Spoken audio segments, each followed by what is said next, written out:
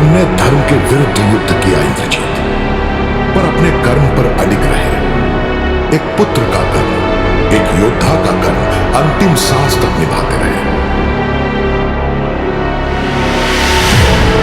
तुमने जीवन ऐसा जिया कि एक प्रकार से मृत्यु पर विजय पा ही ली। मृत्यु वो अंत नहीं जो हम सोचते हैं, है ना? मृत्यु जीवन का अंत नहीं, एक नए जीवन का आरंभ है। जीवन एक अंतहीन चक्र है और मृत्यु बस उसका एक छोटा सा हिस्सा।